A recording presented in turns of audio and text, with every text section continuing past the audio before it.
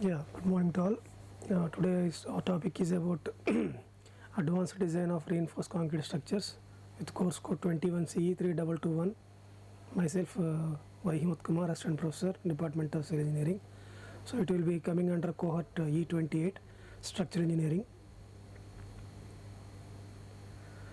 So coming for today's session is about flat slabs. So coming for what is the syllabus that we are going to see in the case of flat slabs is first one is about the introduction and what is the different benefits of the flat slabs. So what is meant by punching shear, next what is meant by designing and detailing of flat slabs, and again in that combined footings, so design of combined regular footings with central beam, mat foundation, reinforcement detailing and bar bending schedule, structural design of pile foundations. In that, what are the different types of piles, load carrying capacity of piles, group action in piles, structural design of RC piles, and reinforcement details and bar bending schedule. So this is the syllabus that which we are going to see in our first topic, that is flat slabs. And coming further, what is the different content that we are going to cover today is about the introduction to the flat slabs. So what are the benefits of the flat slabs, what are the design considerations, what is meant by the design methodology, and how the analysis of flat slab is done, as well as how the detailing is done for the flat slabs. These are things that we are going to cover. So coming for what is meant by a flat slab. A flat slab is nothing but a reinforced concrete slab supported directly by concrete columns without the usage of the beams. In general, slabs we will be having both the beams as well as columns, but in the case of flat slabs, the flat slab is directly supported on columns without the beams, which you can directly see in the figure. So it may be the number of columns as well as column width and all will be varying depending upon the again the design criteria. It is going to change. And coming for the next one is the definition of the flat slab as per IS 456 2000. So the term flat slab means a reinforced concrete slab with or without drops, supported generally without beams by columns with or without flayed column heads, which means it is a reinforced concrete slab. It may have drops or it may not have drops, and generally it is not supported with beams. So it is supported only with columns. So again the columns may have column heads or it may not have. So this is the general definition of the flat slab as per IS 456 2000 code. So a flat slab may be a solid slab or may have recess formed on the soffit, so that the soffit comprises a series of ribs in two directions. So the recesses may be formed by removable or permanent filler blocks. So again, as I say, the flat slab may be a solid slab which may have recess formed on the soffit, which it may comprise of a ribs in two direction. So the recesses may be formed by removable or permanent filler material. This is the definition of flat slab as per IS 456 2000. And you can see here the different type of you can see in the first figure flat slab. So it is supported on the slab with only columns, and you can see here in the second one the flat slab is supported with drop panels, and you can see here next one, third one, flat slab with column heads, and next fourth one, flat slab with drop panel as well as the column head. So these are the different types of flat slab. So again this drop panels, column heads as well as combination of the both the things, it will be varying depending upon the type of the load that is coming onto the structure, as well as depending upon the design criteria it may be changed. If the load carrying capacity of the slab should be less, then you can go for direct flat slab. If the load carrying capacity is more, then it may be with a combination of drop panels or with a combination of column heads or combination of both the things. And coming for what are the different uses of column heads. So the column heads, they will be increasing the shear strength of the slab, and it will be reducing the moment in the slab by reducing the clear or effective span.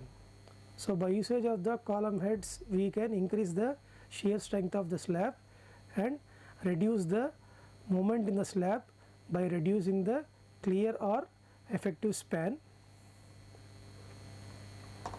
And what is the usage of the drop panel?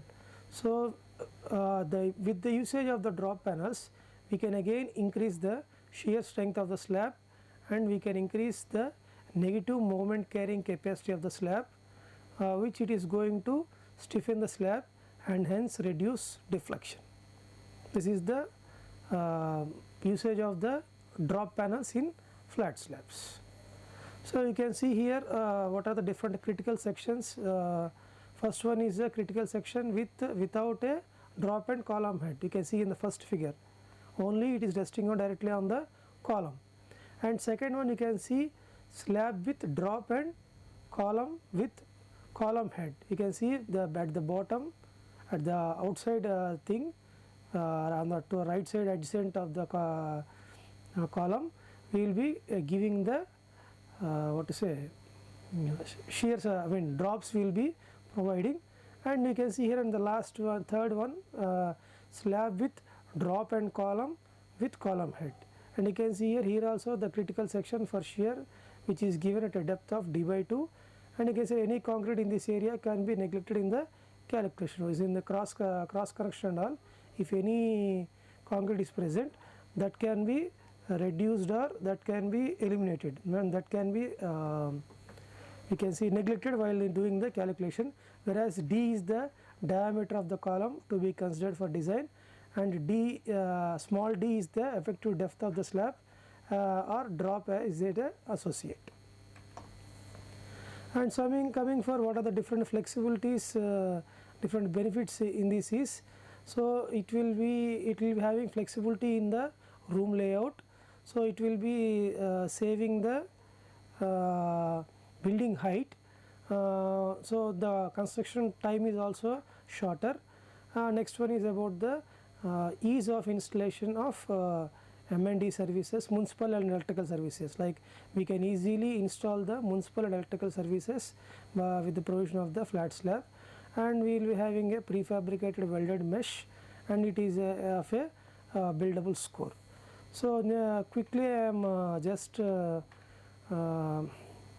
recapping the things, what are things. So coming for what is meant by a flat slab, it is a reinforced concrete slab supported directly by concrete columns without use of the beams.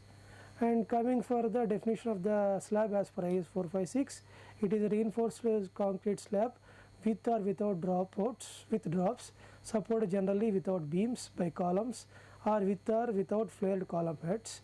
So it may have a soffits, and its soffit may comprise of ribs in two directions.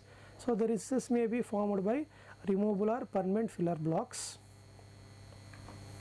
So coming for what are the different types of flat slabs is, first one is the flat slab with only columns, next one is flat slab with drop panels, next one is flat slab with column head, next one is flat slab with drop panel and column head. And coming for what are the different uses of column heads, so they will be increasing shear strength of the slab, and next one is they will reduce the moment of in the slab by reducing the clear or effective span. You can see that in the figure. Next one is uses of drop panels, so it will be again increasing the shear strength of the slab and increase negative moment carrying capacity of the slab. Next one is stiffening the slab and hence reduce the deflection. So this is about what is the usage in the case of the drop panels. Next one is the critical sections, in which first we will be showing the slab without drop and column head. Next we will be showing the slab with drop and column with column head. Next figure is showing the slab with drop and column with column head. So whereas capital D is the diameter of the column or column head to be considered for design, and small d is the effective depth of the slab, and whereas the depth is the appropriate. Okay, thank you. We will continue in the remaining thing in the next session. Thank you.